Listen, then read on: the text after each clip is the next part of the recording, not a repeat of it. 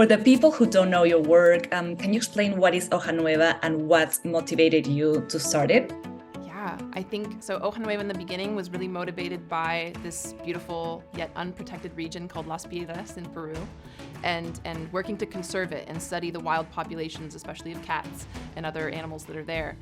And it's morphed into a huge rewilding effort, applied conservation effort, and research. After the film, after Wildcat, actually, we, in 2020, established what is now the first specialized in carnivores rehabilitation and rewilding center, which is really exciting for us because, before we existed, there weren't these types of opportunities for a lot of the carnivores and other mesopredators that are really common in the pet trade in Peru. And so all of our efforts now are directed towards rewilding and then, of course, research and conservation.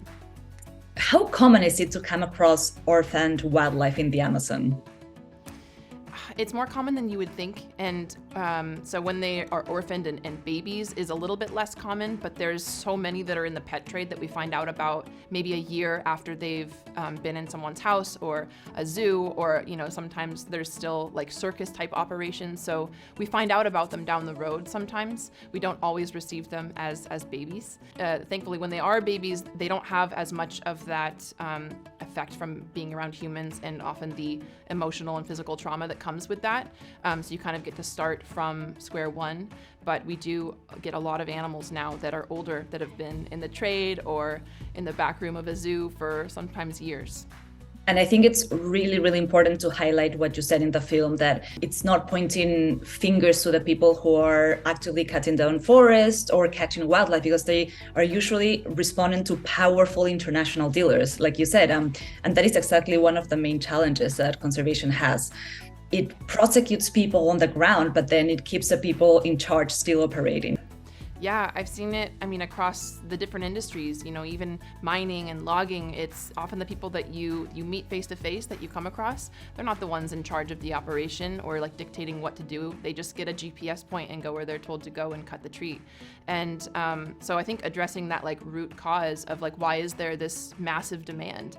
And for us now, it's why is there this massive demand for wild animals as pets? It's huge within Peru, and it's also huge. It comes from like North America, Asia, Europe. It's everywhere. And why is that happening? What can we do to raise awareness, educate people that wild animals are not to be had as pets, and also wildlife parts is huge. So I think it all stems from that, educating yourself, the people around you, and addressing those root causes as much as possible.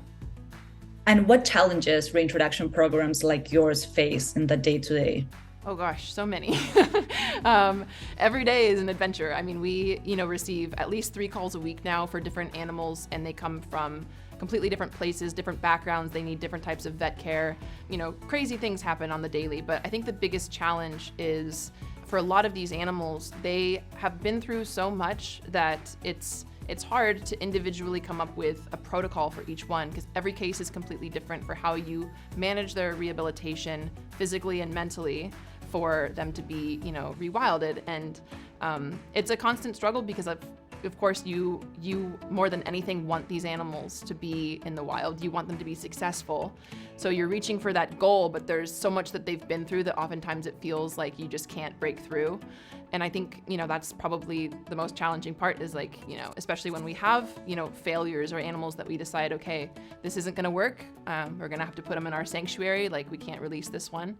And it feels like you're failing, and then keeping on going. It's probably the biggest challenge. And the only thing that keeps me moving forward is those messages that keep coming in with more cases and what would happen to them if we didn't. What message do you want people to take away from the film? Oh, so many things. That's a good one.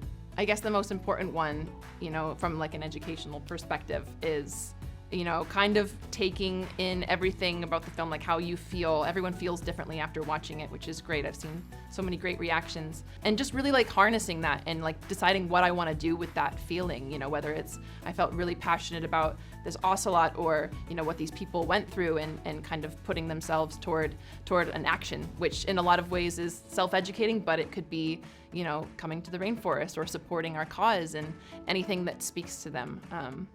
Yeah. What would you tell young girls that have watched the film and want to follow your steps, and work in the jungle? I guess more than anything, just trust in yourself, trust your gut. And for me, my kind of path that I've, led to this point was all about like taking risks based on the things that I was passionate about and having conviction in those passions and really just going all in and never listening to people who tell you can't. One of the best things about this whole like film and everything and how big it's gotten is like I get to have a little bit more of a voice, and I get to say these things and be, like you can do science and, love animals and help the world and all these types of things in the same one. So yeah, I'm very, very happy to be in this position. And I'm also very open to communicating with people who reach out to me. So always here to connect. And just to finish with that, how can people support your cause? I mean, we are primarily run on donations. So I always say, you can go to our website and donate. Just follow along. We've got, like I said, different cases come up all the time where we need to hurriedly build a new enclosure or rescue this ocelot that's 2,000 miles away. And there's so many ways that people can support that. So follow us on socials and check out our website, and anyone who can donate, and it goes a long way. Thank you, Sam. You're truly an inspiration for a lot of us.